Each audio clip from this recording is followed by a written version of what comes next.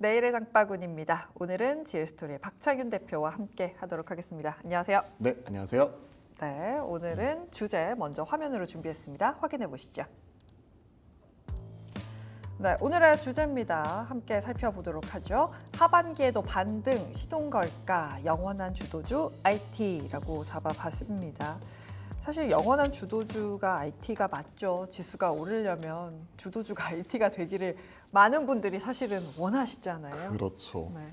많은 분들이 원하시는데 사실 7월 이후에는 힘을 쓰지 못하고 있는 게 IT죠. 시장 올해 주도 섹터, 주도주 이런 것들을 복기를 해보면 결국은 작년 하반기부터 올해 1분기까지는 결국 시장을 HBM이 주도하고 있는 반도체 중심의 이런 관련된 IT 소부장들이 시장 중심에 있었고요. SK 하이닉스가 가장 대표적인 경우인데 7만 원대에서 24만 원까지 3배 넘게 급등하는 가운데 그와 관련된 종목들의 수혜주 찾기가 낙수 효과가 계속해서 나타나는 이러한 흐름이 올해 1분기까지 그대로 펼쳐졌습니다. 이러한 흐름이 IT 안에서는 2분기까지 HBM 관련된 종목들, 대표적으로 테크인 같은 경우, 한미반도체 같은 경우를 들 수가 있겠죠. 이러한 대장주들을 중심으로는 2분기까지 좋은 모습이 나오다가 7월달 이후부터는 사실 이쪽이 힘을 못 쓰고 있어요. 그렇기 때문에 시장에서 우리가 생각하고 있는 업종과 섹터에서 파이 비중이 가장 큰 이런 IT가 시장 중심에 놓여 있다가 지금 한 발 물러서 있는 상황인데 현 시점에서 다시 한번 올 하반기에 다시 한번 이런 주도주 자리를 꿰찰 수 있을 것인지 이게 가장 중요한 관건이 될 것 같습니다. 근데 어쨌든 그게 관건이긴 한데 좋은 뉴스가 있나요, IT에? 사실 최근에는 긍정적인 뉴스보다 부정적인 뉴스가 상당히 크게 네. 나왔었죠. 8월달 수출 데이터를 보면요.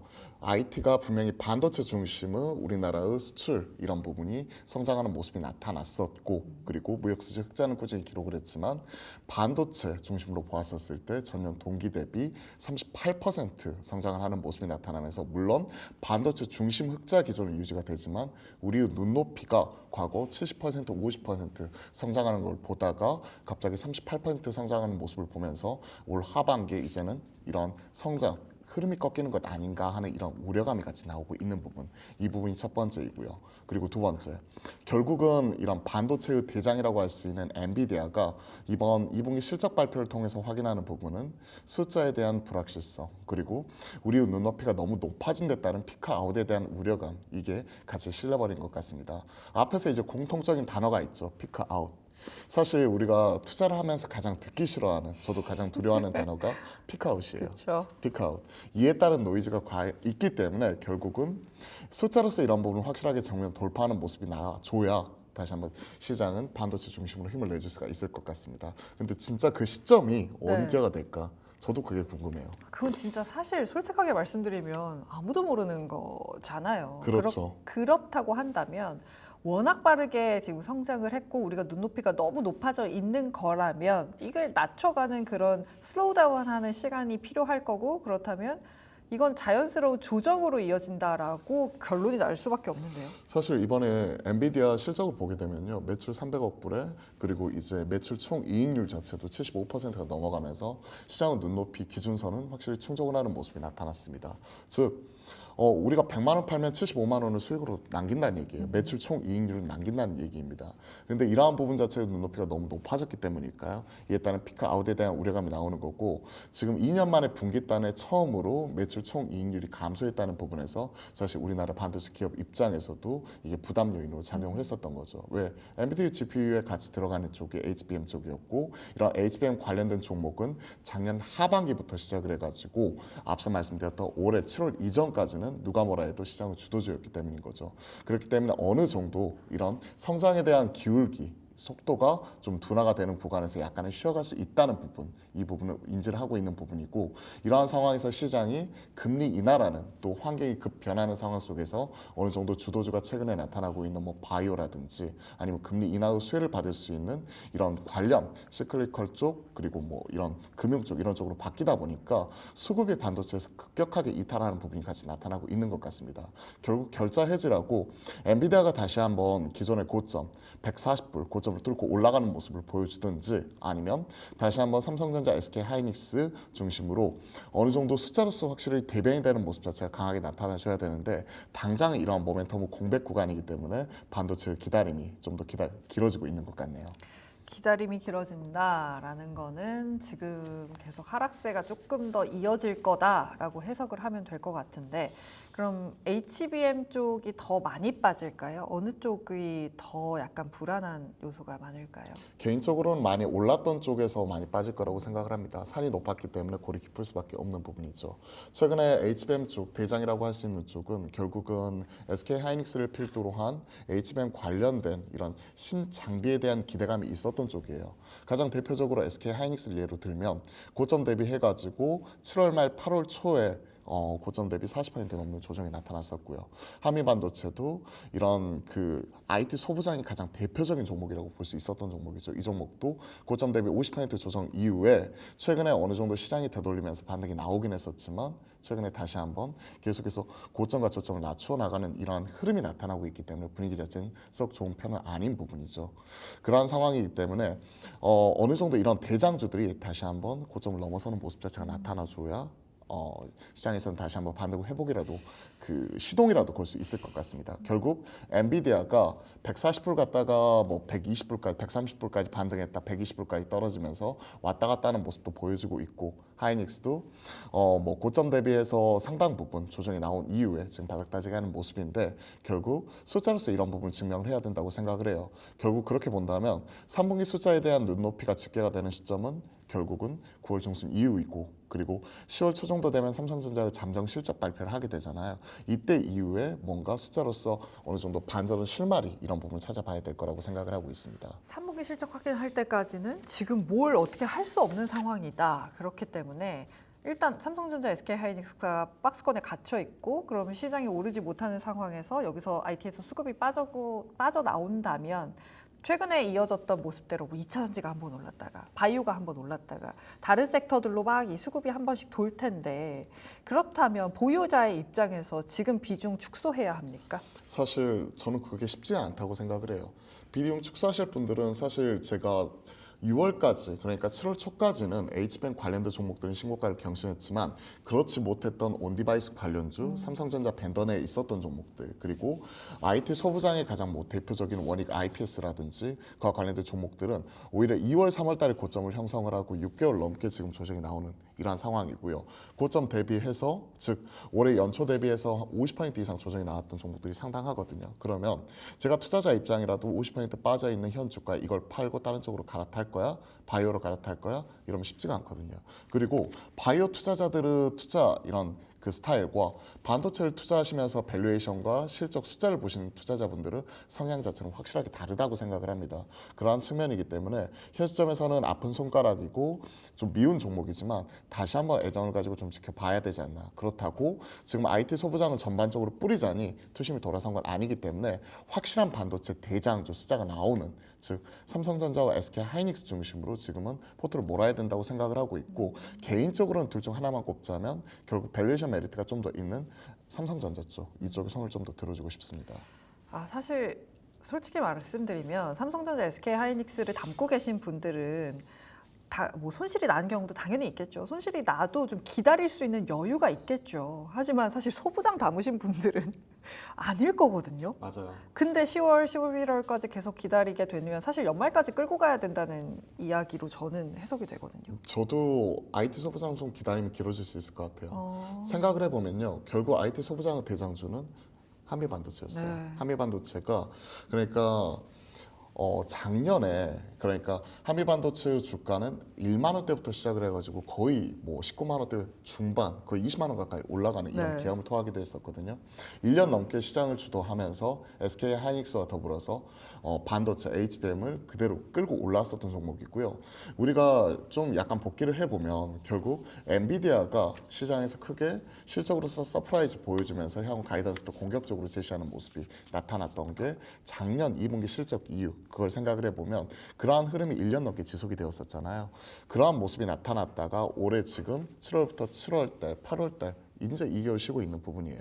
한미 반도체 등 네. 관련된 종목들을 보시면 이미 7월 초 중순 한미 반도체는 6월 달에 고점을 찍었죠. 네. 그런 걸 생각을 하면 1년 넘게 올랐다가 그리고 10,000원대부터 시작을 해가지고 한 19만 원까지 뭐 10배 넘게 지금 우리가 꿈의 10배거 얘기를 하잖아요. 거의 한 뭐 지금 보시면 15배 넘게 이렇게 올라왔던 주가가 2, 3개월 쉬었다고 여기서 완전히 꺾였다고는 생각을 하지 않습니다. 그리고 기다림이 길어진다고 말씀하셨는데 분명히 이런 부분은 좀 인내하고 참고 기다릴 필요가 있을 것 같아요. 그리고 전자 닉스를 말씀드릴 때 결국 우리가 밸류에이션에 대해서 접근해야 되는데 SK 하이닉스가 많이 올라갈 때 2.7배까지 올라가면서 PBR 밴드 상단을 돌파하는 모습이 나타났었는데 삼성전자는 억울한 게 사실은 억울한 게 그냥 51,000원에서 시작을 해가지고 88,000원까지 올라가지고 이제 다시 7만 원대란 말이에요. 네. 이런 것들 생각을 하게 되면 PBR 1.3배 선에서는 지금 여기서 더 빠진다고 하더라도 지금부터 좀 버텨야 되지 않나 좀 그런 생각을 저는 항상 가지고 있습니다. 확실히 뭐 삼성전자나 SK 하이닉스를 필두로 IT가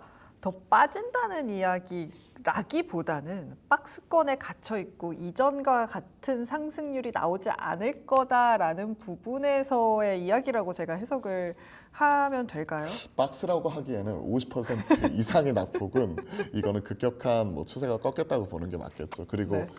한미 반도체와 하이닉스 이런 종목들을 예로 들어서 말씀드렸지만 뭐 테크인 같은 경우도 HBM 대장주라고 볼 수가 있겠죠. 네. 이러한 종목들은 그래도 2월, 7월 달에 고점을 형성을 하고 이제 빠진 지 2, 3개월이지만 나머지 앞서 말씀드렸던 뭐 그 레거시 장비 쪽, 온디바이스 쪽 이런 것들 생각을 하게 되면 2월, 3월이 고점이었어요. 그런 것들 생각을 하면 뭐 하나 마이크론이라든지 뭐 인텍 플러스 고영 뭐 이러한 종목들 생각을 해보시게 되면 기다림이 너무 길어지고 있는 것 같기는 합니다. 결국 이것 같아요. 성장에 대한 기울기가 둔화가 되는 가운데 글로벌 대장주인 엔비디아가 여기서 죽을 것인가?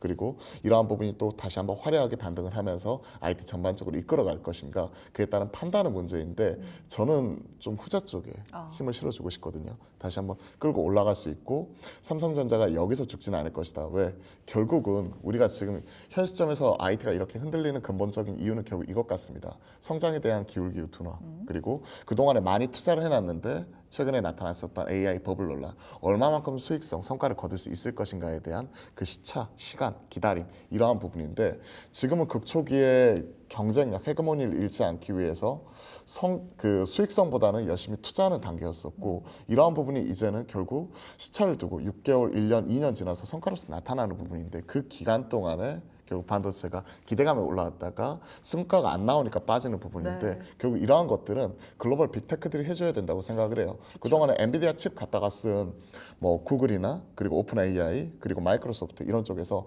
마이크로소프트 코파일럿도 구독제 하고 있잖아요. 이런 쪽에서 확실하게 성과가 난다든지 국내에서는 하이파클로버 X 같은 B2B 대상으로 관련해서 사업을 진행을 하고 있는 AI 쪽에서 수익이 나는 모습이 나타나게 된다면 다시 한번 이쪽에 시동을 걸 수 있다고 생각을 하고 있고요. 반도체 쪽에서도 지금은 결국은 가장 먼저 급하게 투자해야 되는 쪽이 AI 쪽이었잖아요. HBM 쪽, AI 서버 뭐 이런 쪽이었다면 이제는 우리가 바뀌고 있는 게 온디바이스 AI 폰, 그 갤럭시 S24 그리고 이번에 출시하게 된 아이폰 16 이런 쪽에서 AI가 지금 실제 탑재가 된 AI 폰 그리고 AI PC 그리고 이런 쪽을 뒷받침할 수 있는 AI 서버단 이런 쪽까지 확실하게 바뀌는 모습이 나타나주게 된다면 반도체는 여기서 끝이 아니라 저는 오히려 이렇게 쉬어가고 있을 때 적극적으로 담아야 되는 시기가 아닌가라고 생각을 하고 있어서요. 여러분들도 지금 힘들고 좀 어려운 시기를 겪고는 있지만 네. 결국은 반도체가 여기서 완전히 죽을 것 같지는 않다라고 생각을 하고 있습니다. 그럼 온디바이스 관련해서 하나만 더 여쭤보고 싶은 게 아이폰이 나오고 온디바이스가 여기서 B2C 시장이 좀 개화가 시원하게 될 거다라는 이야기도 있어요. 그러면 사실 여기 들어가는 반도체 수 자체가 많잖아요. 그렇죠. 그래서 실적으로 이어질 거다라는 논리인데 반면에 반대로 그러기에는 일단 하드웨어 쪽이 너무 주가가 올랐고 조정을 받고 있는 상황이니까 소프트웨어 쪽으로 차라리 AI를 봐야 되는 거 아니냐 뭐 이런 분석은 어떻게 보세요? AI 소프트웨어 단에서 실질적으로 돈을 버는 쪽이 어디가 있을까를 생각을 해보면 글로벌하게는 그와 관련돼서 클라우드 쪽 관련된 서비스를 진행을 하고 있는 AI와 연관지어서 진행을 하고 있는 마이크로소프트와 아마존 그리고 이쪽을 통해서 구독 서비스, 코파일럿 진행을 하고 있는 마이크로소프트, 그리고 뭐 오픈 AI, 구글, 제미나이를 통해서 이런 쪽을 진행하는 글로벌 빅테크가 여기에 해당이 되는 부분이겠죠. 그리고 뭐 삼성전자나 네이버 등 우리 국내 대기업들 이런 쪽이 하고 있습니다. 근데 사실 시장에서 소프트웨어 관련 기업들, 뭐 진단용 AI가 있을 수 있고 로봇 쪽도 있을 수 있고, 그리고 뭐 관련된 AI 관련된 이런 주요 종목들은 많지만 실질적으로 여기서 돈을 버는 기업은 제한적이라고 생각을 해요. 그렇기 때문에 미워도 다시 한번 반도체를 보는 것 같습니다. 반도체가 지금 들어가게 되는 모바일 디램 쪽, 네. 그리고 뭐 낸드 쪽 이런 쪽 같은 경우에도 지금은 HBM 쪽으로 이런 디램 쪽, 선단 쪽 들어갔던 부분이 다 들어가면서 결국은 이쪽으로 수요가 올라가는데 공급단이 부족해지게 된다면 결국 다시 한번 반도체 쪽이 올라갈 수 있지 않을까, 이런 쪽이니까 소프트웨어, 하드웨어, 결국은 소프트웨어가 승자가 될 수는 있겠죠. 이런 부분이 널리 확산이 되었을 때. 하지만 지금이 없던 거에 새로 생긴 초기 국면에서는 결국 이 하드웨어 단 이쪽은 헤게모니를 쥐고 있는 반도체 쪽이 좀 더 현 시점에서는 좀 유리한 투자가 되지 않을까. 그리고 이쪽에서 실제 돈을 벌고 있는 게 눈에 보이는데 소프트웨어 단에서 실제 돈을 벌고 있는 쪽은 제한적이라고 생각을 해요. 제가 최근에 뭐 탐방 다녀와서 봤었던 쪽에서는 셀비라는 브랜드를 지금 런칭을 해서 관련 사업을 진행을 하고 있는 셀바스 AI 쪽, 이쪽이 실제 AI를 통해서 돈을 벌고 있더라고요. 셀비 노트, 뭐 이런 뭐 셀비 그 메디보이스 뭐 이런 쪽을 통해서 돈을 벌고 있는데, 뭐 그런 쪽이나 아니면 뭐 최근에 뭐 JLK 같은 경우에도 뇌졸중 관련돼서 AI 쪽 진단 이런 부분을 진행을 하고 있는데, 이게 결국 시간은 걸리겠지만 결국 돈은 벌 수 있다고 생각을 합니다. 근데 시간이 좀 더 필요하죠. 네. 근데 반도체, 디램이나 낸드 이런 쪽은 당장 돈 버는 게 눈에 찍히잖아요. 그리고 작년 뭐 4분기 이후에 SK 하이닉스도 적자의 속재로 돌아섰고, 삼성전자도 이번에 10조 4천억 2분기에 기록을 하였지만 영업이익단에서요. 지금 3분기 추정치가 13조, 그리고 4분기는 14조 이상 이런 부분을 보고 있기 때문에 아직 숫자로 꺾인 부분이 아니고 오히려 숫자는 올라가고 있는데 주가는 떨어져서 밸류에이션이 싸지는 상황에서 AI라는 이런 글로벌 트렌드한 이런 주도력이 좀 더 유지가 된다는 측면을 생각을 해보면 지금 7월 이후에 좀 부진한 모습이 나오고 있는 반도체가 하반기 우리가 좀 시장의 색깔이 바뀌는, 즉 금리 인하 국면에서 바이오의 주도권을 일부 내줄 수는 있겠지만 다시 한번 갈 수 있는 판 자체는 분명히 만들어갈 수 있다고 저는 확신을 하고 있습니다. 사실 온디바이스라는 게 어쨌든 사람들이 이걸 사고 들고 있어야 되는 거니까 아무래도 하드단이 아직은 조금 더 실적에 빠르게 찍힐 수 있다라고 정리할 수 있을 것 같습니다. 그렇다면 탑픽 종목 마지막으로 여쭤볼게요. 그렇죠. 뭐 여러 종목들 좀 말씀을 드려보기도 했었는데 결국은 이럴 때일수록 힘들고 어려울 때일수록 대장이 삼성전자 쪽에 집중을 해야 된다고 생각을 하고 있습니다. 삼성전자가 앞에서 말씀드렸다시피 2분기에 서프라이즈를 기록을 했죠. 10조 4천억 기록을 하면서 시장은 눈높이를 크게 비트하는 모습이 나타났었고, 3분기에 지금 추정치가 13조 6천억까지 올라가 있고, 지금 아무래도 이제 9월 중에 놓여 있기 때문에 10월 초에 삼성전자가 잠정 실적 발표를 앞두고 이에 따른 추정치의 상향 변화가 나타날 수 있을 거라고 생각을 하고 있습니다. 그러한 상황에서 놓고 본다면 현 시점에서 단기적인 모멘텀 측면에서도 그렇고 앞에서 말씀드렸을 때 실적은 올라가는데 계속해서 주가는 떨어지고 있어요. 그러면 그에 따른 밸류에이션 메리트 자체가 올라가고 있는데, 지금 삼성전자의 시면스 포워드 PBR 기준으로 놓고 보면 지금 현 시점에서 1.2배 언더예요. 과거 10년치 이런 PBR 기준을 보면 가장 저점이 얼마냐면 0.94배, 0.96배. 이럴 때는 우리가 코로나 때, 그리고 또 그와 관련된 또 반도체 다운 사이클일 때 이런 부분이었는데, 지금 만약에 포워드 PBR 기준으로 지금 1.2배 언더에서 그 1.1몇 배 이런데 반도체가 적자 날 때도 0.96배 이랬거든요. 그런 상황에서 이 정도면 너무 싼 것 아닌가 이런 생각을 가지고 있기 때문에 저라면 지금은 전략적으로 좀 삼성전자를 모아가야 될 때가 아닌가 이렇게 좀 말씀드려보고요. 삼성전자 뭐 이런 부분에 따른 뭐 목표가나 이런 부분에서 시장에서는 뭐 11만 원 이상을 많이 보고 있습니다. 러프하게 개인적으로 저는 삼성전자 목표가는 10만 원, 일단은 라운드 넘버 단위수가 바뀌는 이런 부분 말씀드리고 싶고, 네. 손절가로는 지금 현 시점이 7만 2천 원 부분이기 때문에 10% 정도 다운 사이클 이런 부분을 염두에 두면서 저는 6만 5천 원 정도를 손절가 이런 부분을 말씀드려보도록 하겠습니다. 네, 밸류에이션 매력으로 삼성전자 이야기까지 들어봤습니다. 지금까지 GL스토리의 박채윤 대표와 함께했습니다. 고맙습니다. 네, 감사합니다.